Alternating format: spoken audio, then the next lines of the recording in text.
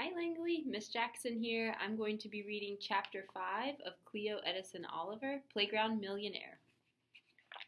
Chapter 5, The Name Game. Cleo found her desk close to the door they'd just come in.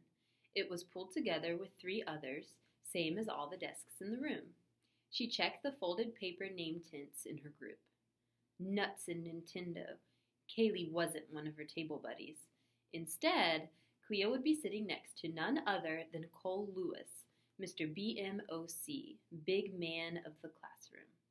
Cole was working the room, giving fancy handshakes and fist bumps to his buddies. Everyone loved Cole, including Kaylee. Cleo was not as impressed. The fact that he was Lexi Lewis's twin probably didn't help. Kaylee was one table over, on the other side where Cole would be when he finally stopped chatting it up. Kaylee was changing her first name from Michelle to Kaylee on her name tint. She and Cleo had come up with a nickname in 2nd grade so they could have the same first and last initials. Cleo grabbed her name tint, pulled her favorite purple pen from her backpack, and wrote Edison in cramped, sloping letters between Cleopatra and Oliver.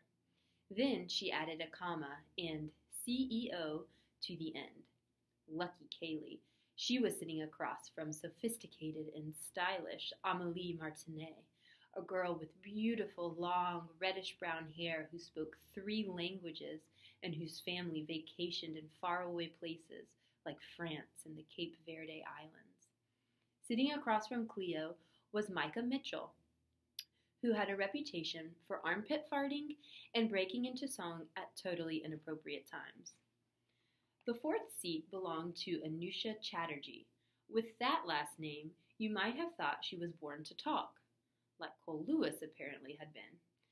But she was the quietest girl in the whole school. Cleo would bring her out of her shell. That's probably why Mr. Boring had put them together. Hi, Anusha.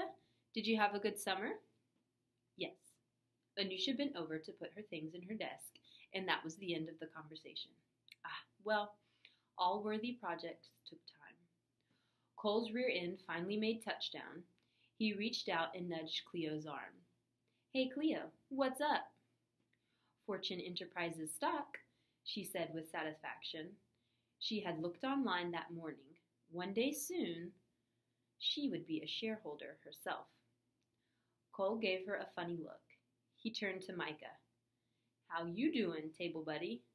They slapped a high five. You can think I'm strange all you want, Cole Lewis. I'll be laughing all the way to the bank. Mr. Boring blew into a small wooden thing.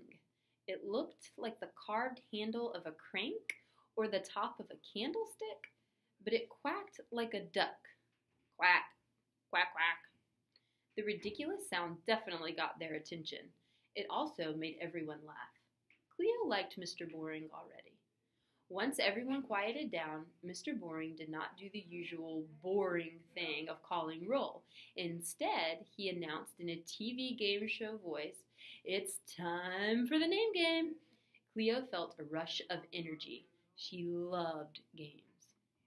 In the name game, each person would have a turn to tell the rest of the class about his or her name, where it came from, what it meant, why their parents chose it. The one rule was that there were to be no interruptions while the person was sharing, and absolutely no poking fun. If a person did interrupt, Mr. Boring's 3 strikes and you're in policy would take effect. 3 strikes and you'll be inside for recess. And there's no way you want to spend your recess with me. My name is Mr. Boring, after all. His eyes roamed the room. He was serious, but clearly not boring. Then he made them all raise their right hands and swear on their parents' good reputations that they would not interrupt. No way, no how. No way, no how, they repeated enthusiastically. Now that we have the formalities out of the way, let's play the name game. Cleo was disappointed that this game didn't have a winner, and even more disappointed when Mr. Boring started on the opposite side of the room. She was bursting with things to say, But still, it would be fun to learn about people's names and how they got them. More fun than doing some time-wasting assignment, that was for sure. She listened, more or less, to her classmates, all while crafting what she would say about herself. Steffi Lee had been named after the midwife who delivered her. Tessa Hutchfield was named after her grandma. Amelie's parents had just liked the sound of that name. It was musical, which was fitting, because so was Amelie. She had the best singing voice of anyone at New Heights Elementary. Kaylee, Michelle, had been named after an archangel. Is an archangel like an arch enemy? Quentin McDonald asked. He'd gotten his name, which meant 5, from being the 5th kid in his family. Not exactly, Mr. Boring said, although they have this prefix in common, don't they? He wrote the words on the board and underlined the arch part and on both. Arch means chief, so archangel would be the top dog of the company of angels, and an arch enemy would be someone's chief nemesis, his or her number one enemy. Cleo imagined Lexi Lewis's smug face. Kaylee, on the other hand, had been her arch friend since 2nd grade. How had Cleo never known that her best friend was named after the top dog of a company? No wonder they had always gotten along so well. Finally, they got to Cleo's table. Cleo was about to raise her hand when Mr. Boring called on Anusha first. She spoke so quietly, Mr. Boring had to ask her to repeat herself. Her name came from an Indian word that meant beautiful morning star. Everyone thought that was really cool. Cleo wondered if her name had a meaning. She'd have to look into that. She started to raise her hand again, but Cole got to go next. She had butterflies in her stomach earlier, but not anymore. Now she had bats. The waiting was killing her. Cole was named after a famous singer, Nat King Cole. He started impersonating the man singing, "Unforgettable, that's what you are." He was so cheesy. Cleo looked at Kaylee, planning to roll her eyes, but Kaylee's gaze was fixed on the singing fool. Why did her face look so dreamy? Oh, Kaylee. Mr. Boring asked Cole if his twin sister was also named after someone famous.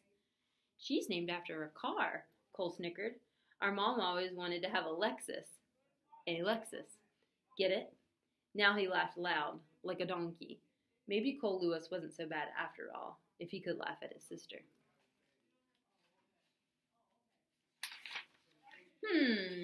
Lexi Lewis had been named after a car. Cleo would keep that info in her back pocket, just in case.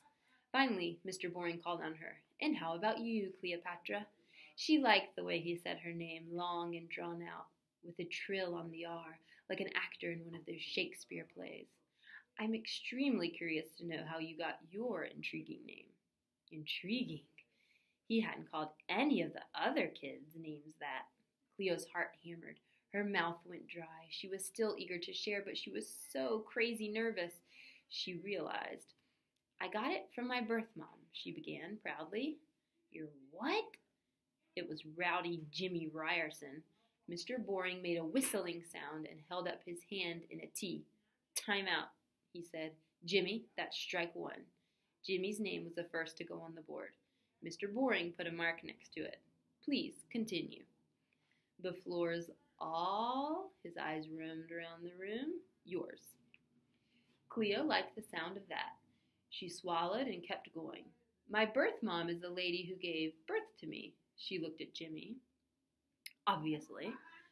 Before I was adopted. She had no problem telling people she was adopted. It wasn't a big secret. She named me Cleopatra because Cleopatra was a powerful and smart woman, and also a very beautiful African queen. And my birth mom wanted me to know that I am these things too.